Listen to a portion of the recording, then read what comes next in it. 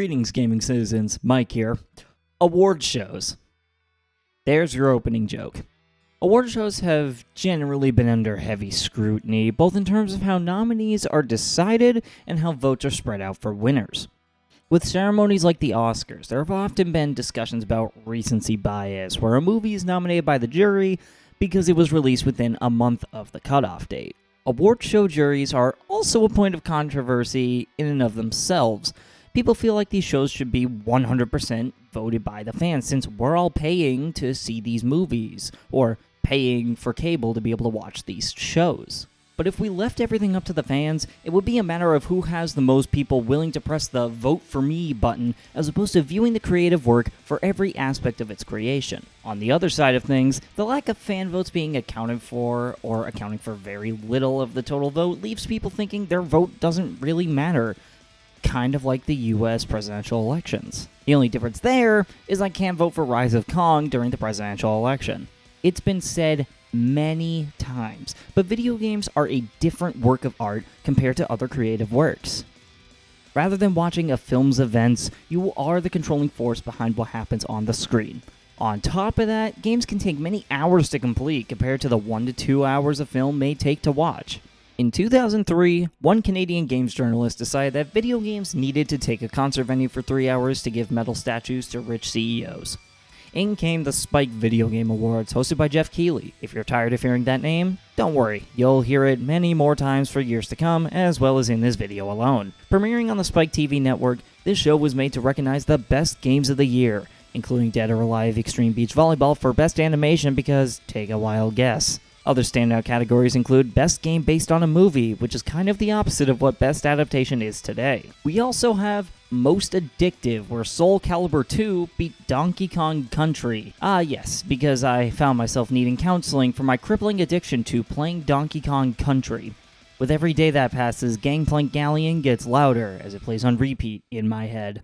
We also have Best Performance by a Human. Even in 2003, we were apparently worried about AI taking over voice acting in video games. All of these strange choices don't compare to Game of the Year though, because Madden NFL 2004 somehow won over Star Wars KOTOR, GTA Vice City, and The Legend of Zelda Wind Waker, of all games. Yeah, instead of the next big GTA or Zelda game, they went with Michael Vick's Simulator for their Game of the Year. The 2000s were wild, man. Other highlights from the Spike Video Game Awards include Best Gaming Publication and Website categories in 2004 because the media needed more representation somehow. We Love Katamari getting Best Original Score in 2005, which is the best decision ever made in the history of this show. Family Guy Video Game winning Best Cast in 2006 for some reason. The category Gamer God existing in 2008. Seriously, that name is so cringe even for the time. 2010's various pointless categories like Best Dressed Assassin and Character of the Year going to some dude from Call of Duty when literally any other nominee would have been a better choice. And finally, the existence of Best DLC, because I think something along the lines of Best Expansion could actually be an interesting category. The Game Awards we know and love, or despise, today first premiered in 2014, completely created and hosted by Geoff Keighley. Even in 2014, the show was way different compared to today. Highlights from early years of the Game Awards include Best Remaster, which I think could also be a good category to include in the show today. No Man's Sky winning Most Anticipated Game in 2015, knowing what that game ended up looking like on launch. Splatoon winning Best Shooter, because the idea of an ink shooting game winning over the yearly Call of Duty is really funny to me. And Titanfall 2 getting snubbed for everything considering how good that game turned out to be. 2017 is about what I would consider the modern years of the Game Awards, mainly because at this point, the show found its footing production-wise. They had established their home in the Microsoft Theater, now known as the Peacock Theater for the show. They brought in the orchestra for the first time, and generally it just felt higher quality than the years preceding it. 2017 was home to the infamous F the Oscars spiel by Joseph Fares, and was the first instance of virtue signaling to issues in the games industry. As in the same rant, Fares took shots at the Star Wars Battlefront 2 loot box situation. This would not be the last time shots would be fired at the industry though, but more on that later. Highlights from the modern era include 2017 having a Best Game in China award for some reason. 2017 also having a category for Best Student Game, which I think should be brought back, as that's a really cool idea. 2018's group speech between the big three representing unity in the industry. 2019's announcement of the Xbox Series X, which was so secret that Phil Spencer read a fake announcement script about Game Pass for the rehearsals so that nothing would be leaked. Call of Duty winning Best Audio Design in 2019 for the sound effects of Pew Pew. 2020. I think you know why 2020's show was kind of infamous. It Takes Two winning Best Family Game in 2021 despite being about divorce. 2021's show giving me the best ego ever because of this screenshot, and no, I will never stop talking about it. Xenoblade 3 being robbed of every category it was in for 2022's show. This kid. If you know, you know. You may be thinking that I purposefully left out some standout moments from the show's history, and you'd be right. All things considered, there have been some downright controversial moments in the show's history, which is what inspired me to write this video. We've looked at the past and present of the Game Awards, but now I want to look at what standards the show is setting for years to come, and what implications those can have on the show later on. This will start with highlighting an overarching, systemic issue with the show, breaking that point down with examples of the show's past, and then talking about what precedent that sets and how it can be improved. Before I speak further, I want to make something very clear. This is not intended to be defamatory or slanderous against Geoff or the Game Awards entirely. I am discussing what I believe to be flaws in the show's public image and production, and am illustrating these points as constructive criticism. While the language of this video may come off as harsh scrutiny, my intention is to bring these points up with the hopes of the show improving to be the best that it can possibly be. Let me start with my first point. It is my opinion that the Game Awards' centrism on games industry issues is harmful to the integrity of the show. Let me explain. Let's refer back to the 2018 show with its Game of the Year offerings. In 2018, Red Dead Redemption 2 was nominated among other categories. Now, I won't pretend this was a bad game, because both I haven't played it, and because many seem to really enjoy it. However, the issue I have with the game is its nomination in the Best Game Direction category. Notoriously, this game was a byproduct of developer crunch, something we have seen for years on end in the industry. The Game Awards defines Best Game Direction as outstanding creative vision and innovation in game direction and design. Fine enough definition, but crunch isn't what I would call innovative. Did it have an outstanding creative vision? Sure. From what I understand, it was a fantastic sequel. But if you ask me, crunching game developer teams should disqualify a game direction nomination. Geoff eventually commented on this subject in 2020 via Game Informer, claiming, "It would be difficult to incorporate criteria related to games developed under poor industry practices like crunch into the award selection process without becoming a slippery slope," but believes discussions of these practices should be a conversation held by the larger community. Your show is literally built on the concept of assembling the larger gaming community. If there was a place to talk about it, it would be at the Game Awards. And also, what do you mean by you can't incorporate that criteria without it becoming a slippery slope? What is it a slippery slope to exactly? Worst case scenario, the directors that crunch their developer teams will either accept the award, knowing what they did was wrong, or they just won't show up out of shame for their abusive practices. Ironically enough, that quote was given when talking about The Last of Us 2, a game that notoriously was produced under developer crunch to the point where late nights and weekends were the norm in the workplace. Issues with the show's stance on industry-related issues did not seem to improve in 2021. At this point, Activision Blizzard had that massive sexual harassment lawsuit with the state of California back in July. This was a big deal in the industry, and coverage was pretty widespread. Naturally, you'd expect the dedicated awards show for gaming to take a stance advocating for employees of big publishers that deal with this treatment, and you'd be right. Kind of. Geoff had quite a bit to say in a Twitter thread days before the show, stating clearly that Activision Blizzard will not be part of the show. He went on to say that there is no place for abuse, harassment, or predatory practices in any company, and that they have a big platform which can accelerate and inspire change. Furthermore, he said that they are committed to that, stating that all of us are accountable to this standard. Once again, Geoff is claiming that the show is a gathering place for the larger community where discussions of these issues can be had. To his credit, there were indeed no announcements related to Activision Blizzard in the show. As someone who sat just a few rows behind the Activision Blizzard reps, I think it's safe to say that their timbers were mildly shivered. You may be prepared to say, but Mike, didn't he denounce them at the start of the show? Well, yes and no. Here's the clip of how Geoff addressed the situation at the show in 2021. But we gotta be real and we can't ignore the headlines that are out there. Game creators need to be supported by the companies that employ them. I think we all agree with that. So let me just say this before we get to any of the news or announcements or awards. We should not and will not tolerate any abuse, harassment, and predatory practices by anyone, including our online communities.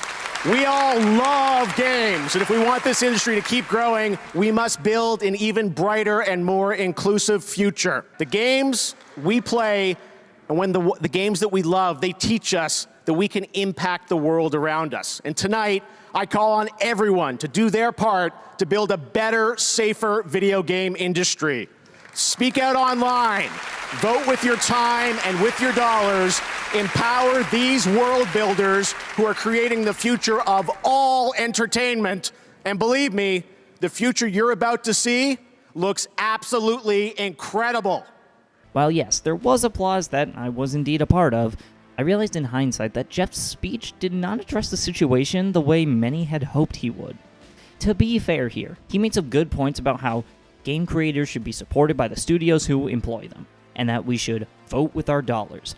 That much I can agree with. However, it's his lack of mentioning Activision Blizzard by name that annoyed a lot of people. You already made the effort of acknowledging that there are headlines out there, so why not call attention to the very people that are perpetuating this problem? If you want people to vote with their dollars, but they have no clue who you're talking about, then progress can't be made by people who aren't always in the loop on the industry. Many have also called out the Game Awards for having Activision's Rob Kostich as a member of the advisory board, stating hypocrisy in Geoff's previous statements. On the Game Awards website, the advisory board is said to help guide and advance the mission of the Game Awards. Once again, if Geoff claims the Game Awards' mission is to bring the larger community together and encourage discussions on these kinds of issues, maybe don't include industry figures that represent people who go against your message on your advisory board. Looking closer at the list of games that did get announcements at the 2021 show, you may notice the appearance of Star Wars Eclipse. You might be wondering what's so special about a Star Wars game. Well, this game was developed by Quantic Dream. Why do I mention this? Well, it turns out that Quantic Dream has had a history of hostile workplace reports going as far back as 2016, involving French labor fraud, having a sexist and racist workplace environment, and crunch culture, which unfortunately isn't anything new. I won't go into the details of the lawsuits that ensued, no pun intended, but the fact of the matter is that despite being against poor treatment in the games industry, Geoff still included games from developers that do similarly egregious things in the workplace compared to Activision Blizzard. One last example I have comes from this year's show. For context, Destiny 2 was nominated for Best Community Support. This game has had a history of being nominated in this category, but this year, things were different. Literally weeks before the announcement of the nominees, Bungie had layoffs of almost the entire community support team. If this game somehow wins this year, the Game Awards is going to have to prepare for some heavy damage control. I understand that the Game Awards intends to remain as a cornerstone in the industry, an event where everyone can come together and just be excited about video games. I won't pretend that I can read Geoff's mind, but my impression is that he intends to appeal to both the industry and the community without leaving anyone out. While this may come off as wholesome on paper, in practice, it simply is just not possible. Similar to how a people pleaser intends to make something better for everyone at the detriment of their own needs and wants, it feels like Geoff is trying to make the Game Awards include everyone, despite him personally wanting to advocate for better treatment of employees. But doing so would put the show at risk of losing supporters in the form of publishers that pay to have their announcements up there. I want to make it clear that this claim is observational at best, so I cannot verify that this is the explicit reason for some of these decisions. If there was anything to take away from this point, like someone that from the Game Awards PR was watching this video and wanted to take something away from it, it's that the Game Awards should not be fearful of putting their foot down, especially when their core ideals involve bringing together the community and talking about significant moments in the industry, including the negative ones.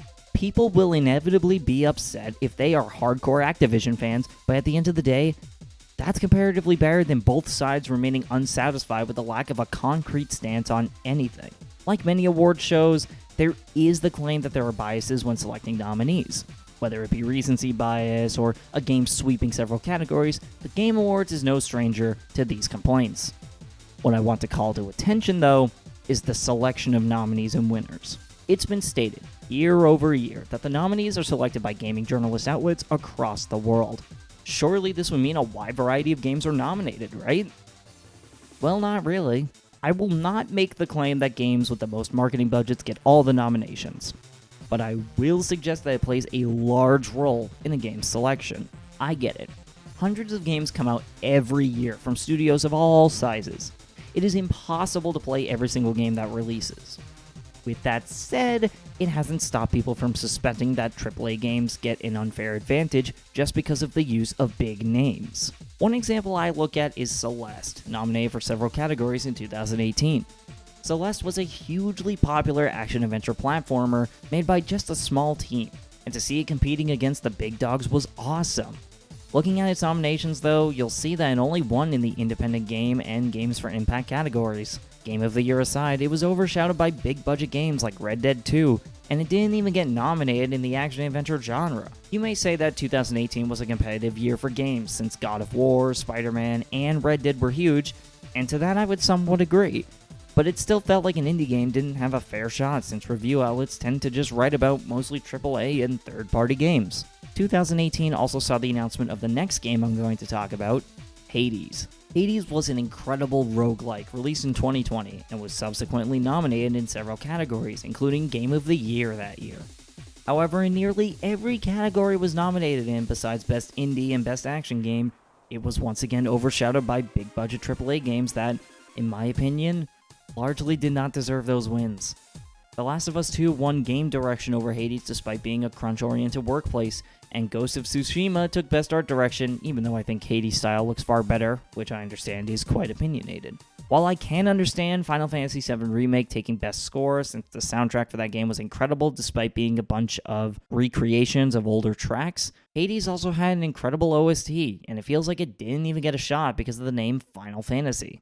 Now, I'm going to close out this point by saying that these statements can be seen as petty and come off as me complaining that a certain game was snubbed, and I acknowledge that this may come off that way. However, I think this can be improved upon by incorporating news outlets that give independent games the spotlight compared to bigger sites like IGN that don't have the bandwidth for both AAA, third-party, and indie simultaneously. You already have dedicated juries for accessibility and esports, so why not have a specialized panel that can weigh in on independent game representation?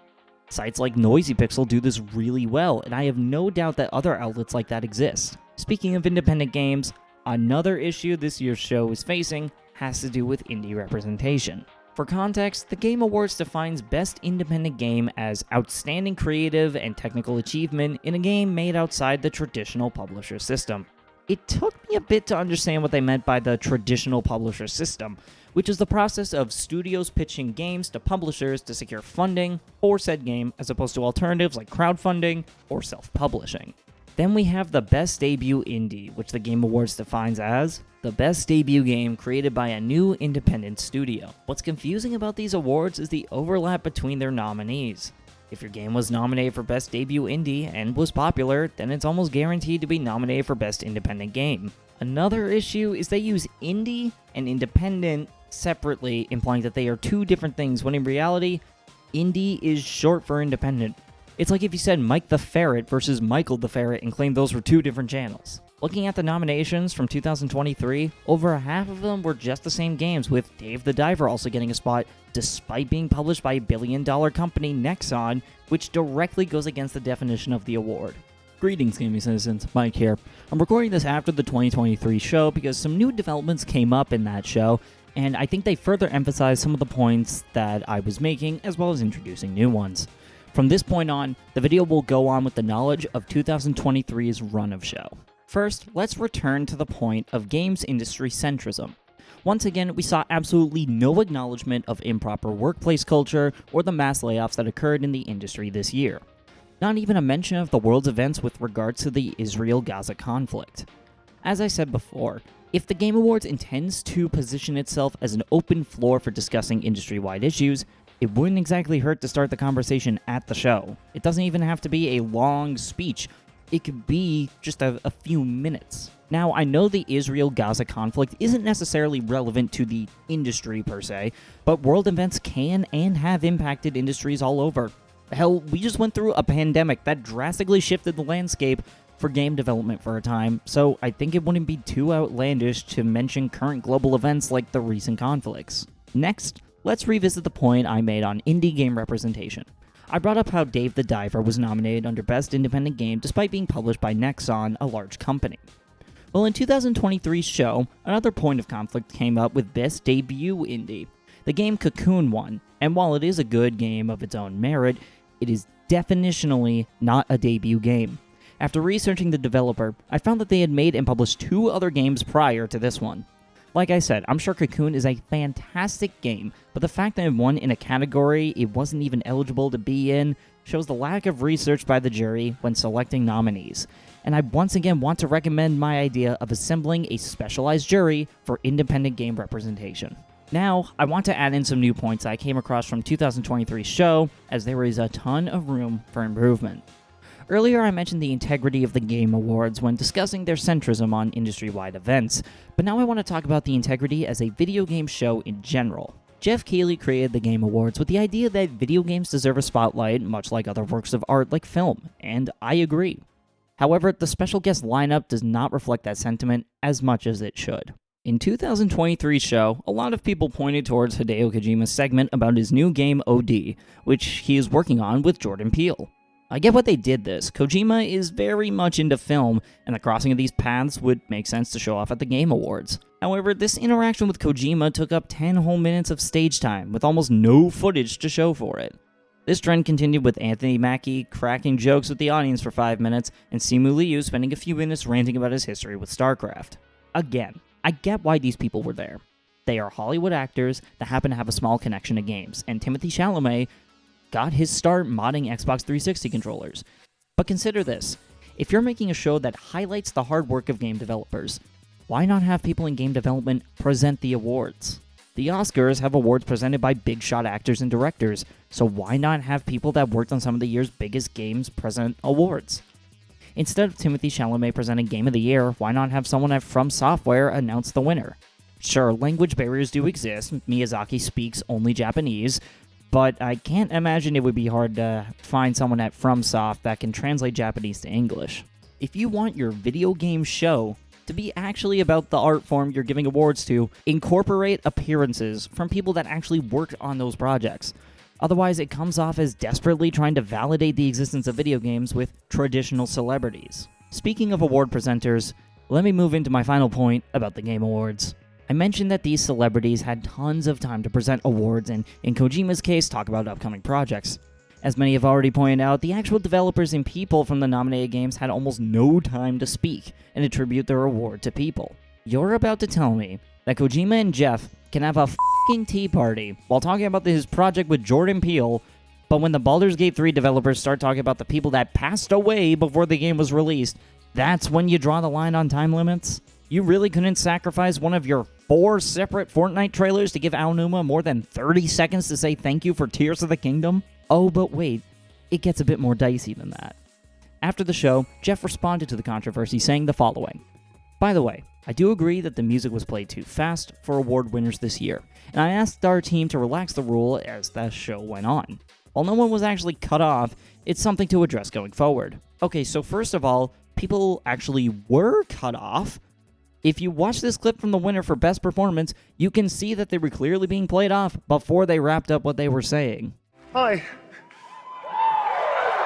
To Swen, to Larian, to all the writers, to Stephen Rooney, the writer of Astarion, I'm going to forget everybody, to Pitstop, who worked so hard, the directors, my fellow actors, 248 incredible actors that gave it heart and soul. To mi familia, gracias para todos, gracias, solete gracias, y Coco también. And to my agents, I will thank you later. I'm sorry, I'm going to wrap it up apparently.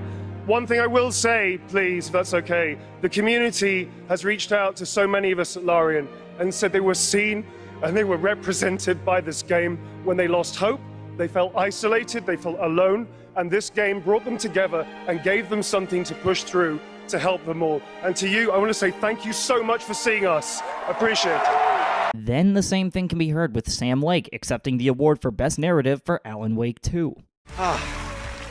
Thank you so much. Alan Wake 2, from the beginning, was a very story-focused project for us. Here tonight, some of them, Melanie, Ilkka, Matt and David, but the whole cast, wonderful actors, and the song makers who made custom music, custom songs to extend the story.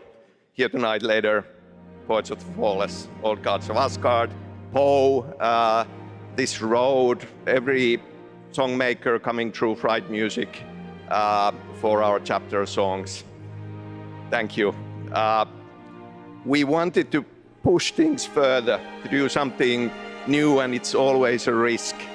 For you to embrace it and understand it means so much. I'll treasure this always. Thank you. Also, you said that you asked the team to relax the role. I can say, with a level of certainty, that that role was not exactly relaxed, or it was not relayed to the right people. Stephen Totilo, author of gaming newsletter Axios, posted a picture of his seat right behind production at the show.